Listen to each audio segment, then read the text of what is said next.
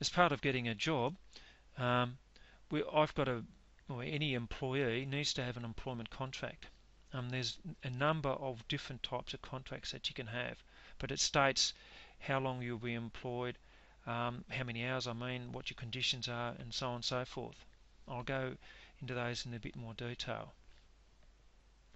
These conditions can be set out in what we call awards. I'm under the teaching award.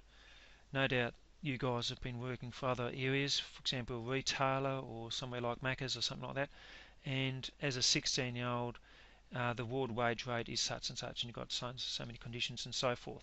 So that's all stipulated in an award that's been set out by government bodies.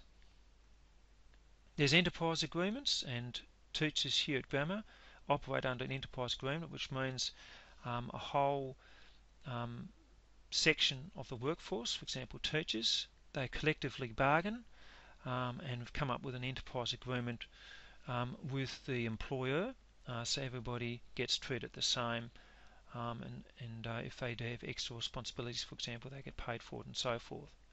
And they have similar conditions of employment, for example, things like long service leave, sick leave, and so forth. Now there's other things called common law contracts, and they're individual contracts.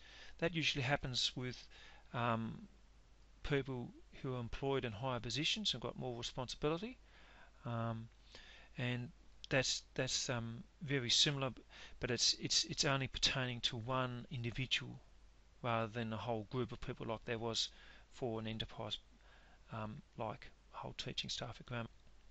You will find more details about awards, enterprise agreements and common law contracts from page 266 to 268 in your book. As I mentioned to you before, childcare is a really important part of our working arrangement these days, and employers that have recognised this and do provide more family friendly ways of people to perform their duties. You can see here, if we have increased workforce participation training, it means multi-skilling that someone else can fill in for a person that may be on maternity leave, or if they've got a sick child or whatever. But the important part is the flexible working arrangements, part-time work, and that is becoming increasingly so in a lot of workplaces, especially Grammar. Career breaks, so you can take maternity leave, and paternity leave, where fathers can take breaks, so that's also part of our working conditions. Job sharing, so we can team teach, for example, flexible hours, or in some instances doesn't work so well as a teacher to work from home, but in some other areas, working from home and using the internet to communicate and so forth is becoming more and more prevalent these days. In our situation, childcare, as I said, is important. It is very expensive. In bigger organisations, you can have child minding facilities, but Grammar again isn't a big enough place to do that sort of stuff. In terms of leave, we've always had maternity leave. As I mentioned, paternity leave is something that's becoming more relevant these days, and is now in our enterprise agreement. Right? And wherever employers can do to provide for their employees, so they can maintain their loyalty, they can maintain their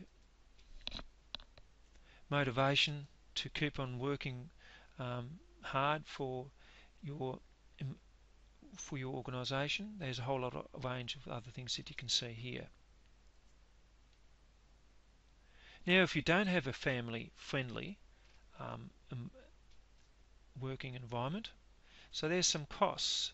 And this is the other side of things, and this is a really good summary of the costs of what could occur if things weren't right. And it doesn't only it's not only relevant for an unfriendly family-oriented workplace, but it can be a workplace where other problems occur. Right? So it's lower morale, potential for court action, loss of return on training costs. So you may be training them, but they're not putting that into effect because they're too much under stress, or not motivated, or particularly don't care. You have a higher turnover of staff. So not only does it cost you to hire new people, but in a lot of instances you have to have separation costs, which I'll come to in a little while. Replacement costs. You need to retrain people. You need to have temporary cover, and that in itself is always more expensive. And you always tend to have a loss of efficiency and productivity in your workplace. Right? If you have absenteeism, that means that people have sick days. So that does cost the employer money. So they have to obviously employ somebody on a part-time basis, or yes, on a casual basis, to fill that position. If a teacher isn't at school, it costs about close to $400 per day to get a relief teacher in, for example. So this is a very good summary of the costs of when staff aren't that motivated and committed and loyal to your firm. Now here's some examples of what bigger companies in Australia do. Rio Tinto is one of the biggest miners. Orica is a paint maker and makes explosives. And Westfield Australia is a shopping centre organisation which you most likely have heard of. And they're all the things that they do for their employees. I'm not going to go through them all. I'll leave you to pause and see what sort of things are being done, but mainly for bigger organisations, and for smaller organisations or businesses like Grammar, some of those things could be included, but we aren't big enough to include a lot of these. Time to check your understanding. This time on page 266, questions 2, 4, 7 and 8, please. Do those before you go on to the next section. There are many rights and responsibilities that employers and employees have.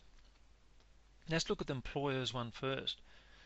They obviously provide work, meaningful work, that is safe. They provide payment, obviously, for the various things that we do. There's lots of legal requirements that they have to fulfill. For example, equal opportunity legislation, unfair dismissal, and affirmative action. And in the case of a strike, they've got obligations in terms of when there's industrial disputes. Duty of care in relation to occupational health and safety, to provide reasonable care for a healthy and safe workplace. Now on the other side of the coin, you've got the employees' responsibilities as well. They have to obey lawfully all reasonable commands by the employer. They have to carry out all work and use their best skill in carrying out their work activities, and above all act in good faith in everything that they're asked to do in the interest of the employer. Workers' rights and obligations operate under a legal framework, under the National Employment Standards. They came in with a Fair Work Act, which I'll talk about in a moment. The things that are covered under the National Employment Standards are the hours that you work, the leave, and that includes things like long service leave, sick leave, bereavement leave and so forth. It allows flexibility in the ways that parents can access work. Under this legislation they have a obligation, have a right to request flexible working hours so they can maintain their family the best way they can, as well as fulfilling their duties in the job. So this can be in form of reduced hours, different start and finish times, or home working arrangements, which is increasingly able to be accommodated due to technology and so forth. There's a range of statutory public holidays that are all written in these awards. There's long service provision For teachers, it's 10 years of service. You get 3 months extra holiday. In other professions, it's 15. And when the employment is terminated, there's redundancy provisions and other payouts that must be followed under this legislation. As I mentioned, these come under the Fair Work Act of 2009. This legislation covers the nature of employment contracts and agreements, unfair dismissal regulations, dispute settling methods, usually in relation to strikes, protection of human rights in employment, and employer responsibilities for tax payments, for example group tax on behalf of the employees. Other legislation that governs employment is equal opportunity and anti-discrimination legislation. This is federal and state legislation. Essentially, these acts make it unlawful to discriminate against an employee on the basis of race, sex, marital status, disability, sexuality, or age. Under these acts, an employer may be held liable if any of the people I mentioned before are discriminated against or harassed by an employee or an employer or a group of employees. Another big area of employee-related laws is occupational health and safety. Now in Tasmania these laws have just changed, which the employer has to meet a whole range of safety guidelines. The sad fact is that more people die on work than they do on the roads, and that's why governments have introduced such legislation. So the main aim of these laws is to ensure the health and safety and welfare of employees, to protect visitors coming to the workplace. You would have seen that often where people have to wear hats and glasses and so forth. And it promotes a working environment for employees that meets their physical and psychological needs. In the case of an accident, these by law have to be investigated by a state work safety department. So that means that these things can be documented and procedures introduced so future accidents can be avoided. Now it's time to check our understanding. I'd like you to go to page 274 and complete questions 2, 11, 15, 17 and 18 please before going on to the next section.